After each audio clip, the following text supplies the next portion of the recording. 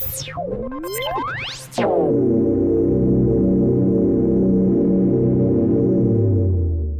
is your weekly report on corruption in the Philippine government.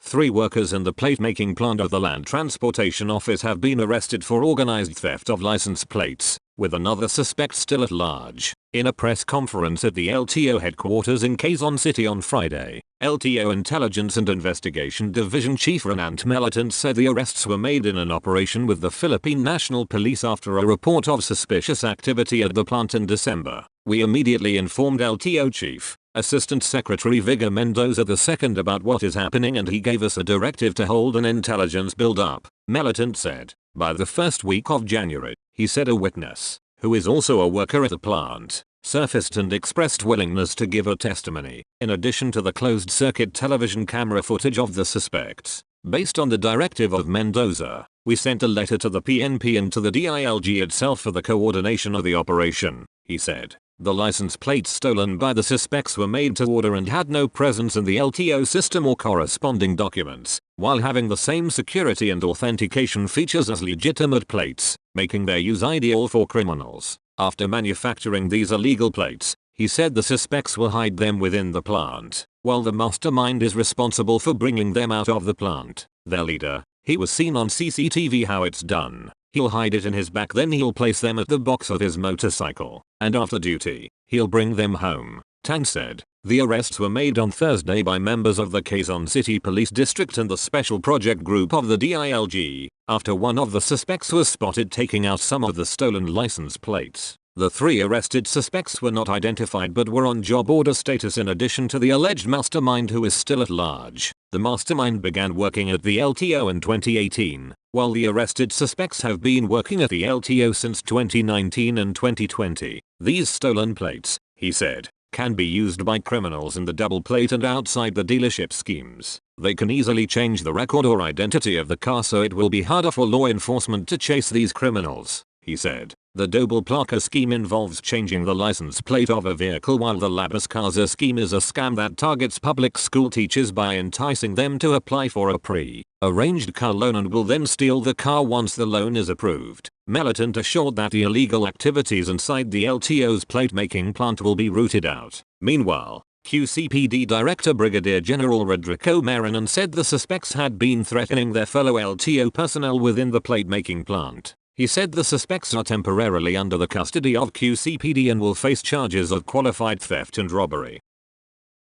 2 individuals were found positive of using illegal drugs during the drug test initiated by the City of Lapu-Lapu Office of Substance Abuse Prevention on Wednesday afternoon, the 24th of January, 2024. 26 personnel from the city's clearing team underwent the drug test, after Lapu-Lapu City Mayor Junadahang Chan called a meeting. Chan earlier issued a marching order to CLOSAP to conduct a surprise drug tests to all City Hall workers to ensure that their employees were clear from using illegal drugs. Mayor Chan wants to ensure that all City Hall employees are clear from illegal drugs since they carry the name of the city government, Gary Leo said. Executive Director of CLOSAP Leo said more employees will undergo mandatory and surprise random drug tests throughout the year. On Monday, the 22nd of January, 115 job order employees from the City Hall and traffic enforcers from the City Traffic Management System underwent random testing. Of the 115 tested, 3 CTMS personnel were allegedly found positive for using methamphetamine hydrochloride, also known as shabu.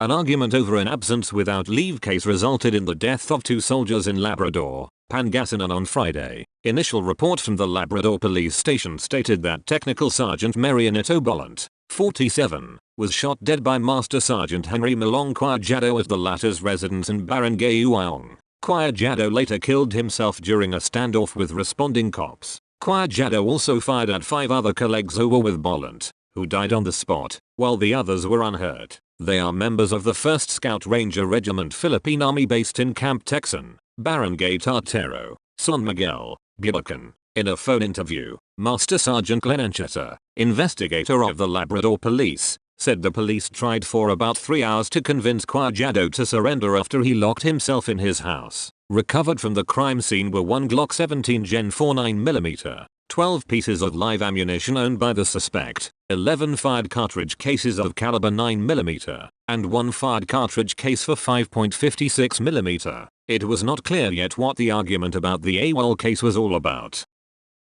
Former Mayor Alan Zistasagumila of Bongaban town in Nuveresaja has been charged before the Sandagan Bayan with 2 counts of graft in the alleged irregular purchase of a lot in 2020 for the municipality's cold storage facility. Gumila was charged with violations of Section 3, E, and G of Republic Act No. 3019, the Anti-Graft and Corrupt Practices Act, before the Anti-Graft Court 5th Division, from the 8th of June, 2020 to the 2nd of December, 2021. Gumila reportedly entered into a contract with Jocelyn Asena for the purchase of a 20,199 square meter lot at 950 pesos per square meters, but they just agreed on the total amount of 20 million pesos. Government prosecutors said that Gumila entered into the contract without prior authority from the Sangguniang Bayan of Bongaban. Also, they said that at the time the contract was signed, the Philippine Rural Development I-Build program placed the prevailing market value at 72.31 pesos per square meters, but Gumila bought the property at 950 pesos per square meters. They also said that Gumila entered into a conditional deed of sale with Sena on behalf of the municipality on the 10th of May, 2021 under the condition that the buyer shall pay a full amount of 4,717,200 pesos. The buyer shall also pay 15,282,800 pesos to be paid within 5 years in equal payments of 3,056,560 PS annually. Thus, the prosecutors said Bongaban town paid 4,717,200 pesos, which caused undue injury to the municipality in the amount of 4,355,700 pesos, representing the difference between the market value and the purchase price. Graft Investigation and Prosecution Officer 2 Yasmin Saraya Masukat recommended Gumila's bail at 40,000 pesos each for the 2 graft charges. A possible case of adultery awaits a barangay kagawad and his mistress who were caught inside a motel in Mandawi City on Friday evening, the 26th of January, 2024. The suspects were identified as Cal Nelson Onoco, 41 years old, a resident of Torson, Mandawi City, and Gilda Katangaglabas, 60 years old, a resident of Barangay Campo 4, Cebu City. Onoco was said to be a barangay kagawad of Barangay Luzon, Cebu City, based on the investigation of Mandawi City Police Station 4. The wife of Onoco personally went to their station to ask for assistance after she saw her husband entering a motel on Friday night. The police immediately responded and found the suspects inside a room in a motel. The 2 were arrested and were appraised about their constitutional rights and detained for proper disposition. They will most likely be charged with adultery, authorities say. 2 former officials of the Urdaneta City University in Pangasinan have been charged with graft before the Sandagan Bayan for reportedly offering in 2013 extension classes without approval from the Commission on Higher Education. Charged were former UCU President Elizabeth Montero and Associate Professor 2 Helen F. Dupale, also the then officer in charge of the university's graduate school in Olongapo City. Graft Investigation and Prosecution Officer 2 Juzalix B. Sulit alleged that 2 former university officials violated the requirements in implementing extension class under Section 24 of CHED Memorandum Order No. 40, Series of 2008. In relation to Section 65 of the 2008 Manual of Regulations of Private Higher Education and Section 5.2.5 of CHEDMO No. 27 and CHEDMO No. 30, both series of 2009. The indictment alleged that they offered an extension graduate education program in Olongapo City to students on the 24th of July, 2013 and conducted extension classes in the said graduate school extension even without approval of CHED.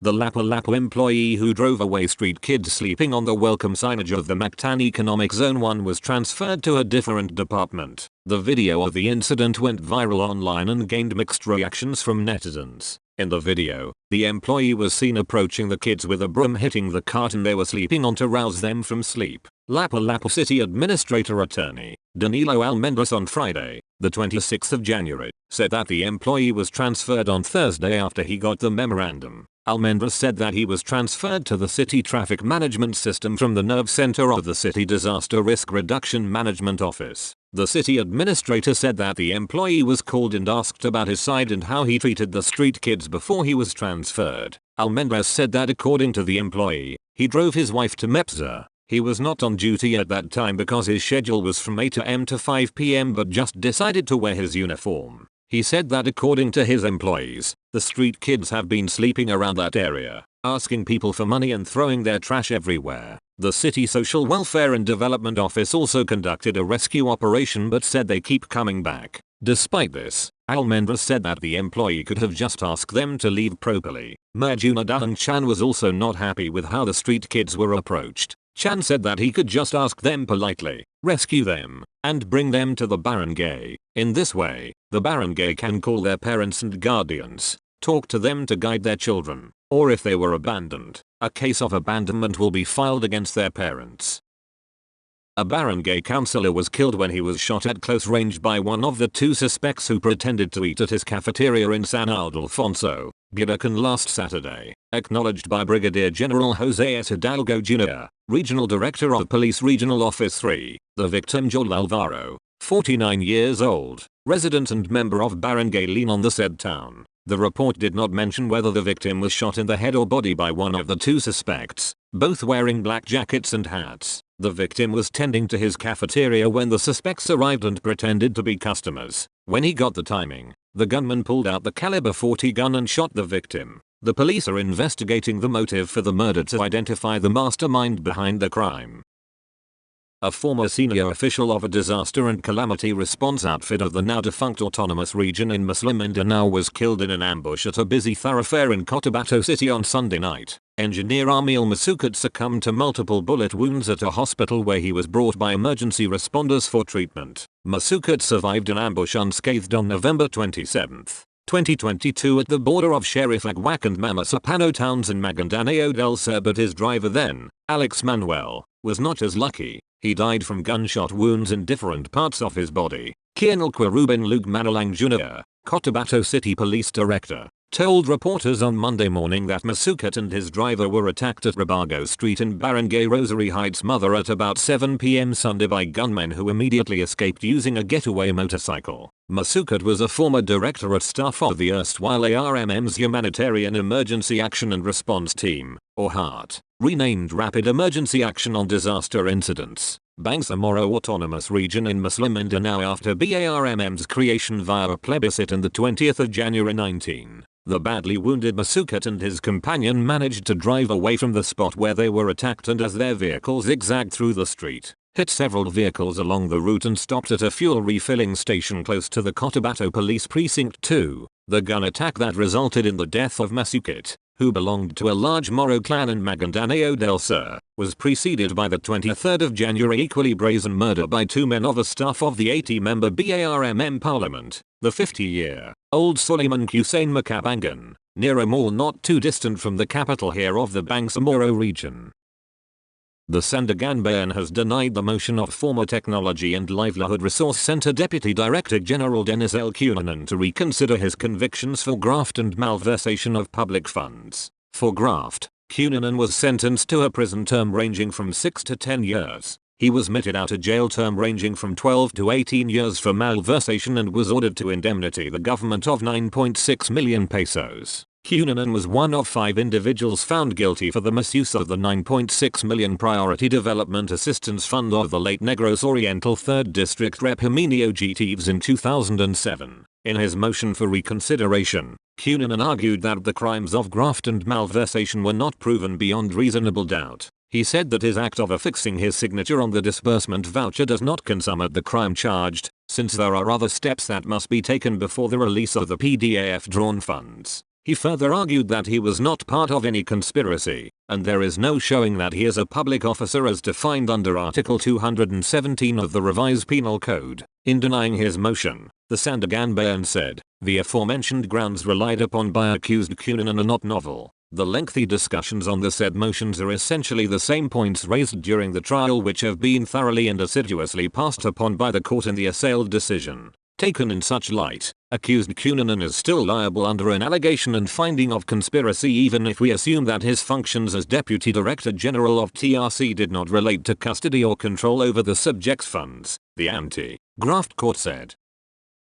The Ombudsman suspended Mayor Roselis Escalin of President Roxas Town, Capiz Province, for 3 months without pay due to misconduct. Associate Ombudsman Erita Lapatin has issued an order to Governor Fredinal Castro to implement Escalin's suspension. The order was issued last December but was only made public this week. Escalin was suspended following a case filed by former Vice Mayor Alfonso Galero. Galero accused Escalin last year of grave abuse of authority and grave misconduct. Escalin allegedly left the province in 2017 without any permission from then Governor Antonio del Rosario. Castro has yet to implement the order as his office reportedly has not received a formal copy of the directive. Escalin has filed a motion for reconsideration before the Ombudsman in Quezon City.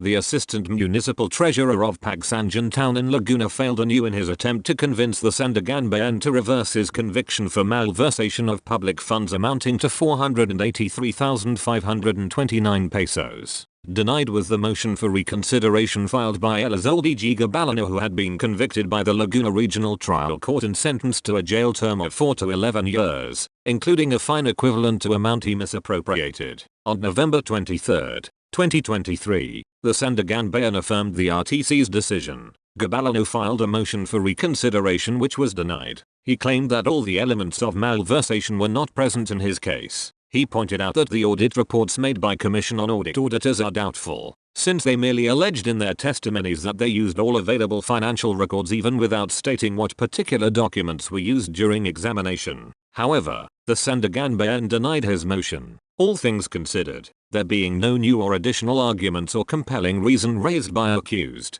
appellant Gabalano to warrant a reconsideration of the assailed decision of the court denying his appeal from the judgment of conviction rendered by the trial court against him. The denial of his motion for reconsideration for lack of merit is in order, the anti-graft court ruled. Argao police have filed murder charge against a retired army officer who turned himself in hours after he allegedly shot his neighbor in Barangay Gutlang on Sunday afternoon, the 28th of January. The suspect was identified as Eugenio Ramos, 58, a retired Philippine army officer and a resident of the same barangay. Police Senior Master Sergeant Bienvenido Amal, investigator at the Argao Municipal Police Station, told CDN Digital in a phone interview that they filed the murder charge against Ramos at the provincial prosecutor's office on Wednesday morning, the 31st of January. Ramos allegedly shot his neighbor, Honorato Javarilla, 66, which led to the latter's untimely demise. According to Amal, Javarilla was standing by the side of the road when Ramos, who was armed with a .45 caliber pistol, approached the latter at around 1 p.m. on Sunday. Ramos allegedly shot Javarilla once on his back before he fled. Javarilla was already dead when Argao police arrived at the crime scene, Amal said. He added that a few hours later, Ramos appeared at the Argao Municipal Police Station to surrender. He also turned over the firearm that he used in killing Ramos. Upon verification, Amal said they learned that the gun was registered under Ramos' name. The handgun was immediately subjected to ballistics examination, he added. During his surrender, Amal said that Ramos admitted to killing Javarilla. Their investigation showed that Ramos had an earlier argument with Javarilla, but he would no longer say what caused the argument. Amal said they now consider personal grudge as the motive behind the deadly shooting. The retired army officer is currently detained at the custodial facility of the Argao Municipal Police Station. A 69-year-old chief tanod was arrested after police found unlicensed firearms in his home in Barangay Maslog, Danao City, Northern Cebu. Alan Rom, the chief tanod of the barangay, was found keeping unlicensed firearms in his home that was raided by operatives of the Criminal Investigation and Detection Group Mandawi City Field Unit shortly before 6 a.m. on Wednesday, the 31st of January. The raid was based on a search warrant issued by Executive Judge Joseph Apinza Ramos of the Regional Trial Court Branch 90 in Danao. Recovered from Rom's house were a .45 caliber pistol, an Oreska Japanese rifle, and ammunition. Police Captain Nigel Sanoy said that prior to the raid, they received reports that the tanod brandished firearms several times that caused fear in the neighborhood. The raid was part of CIDG's Oplan, Paglalansago Miga, which runs after individuals possessing unlicensed firearms. That's all for this week. I'll see you next week with more stories of corruption and foolishness within the Philippine government.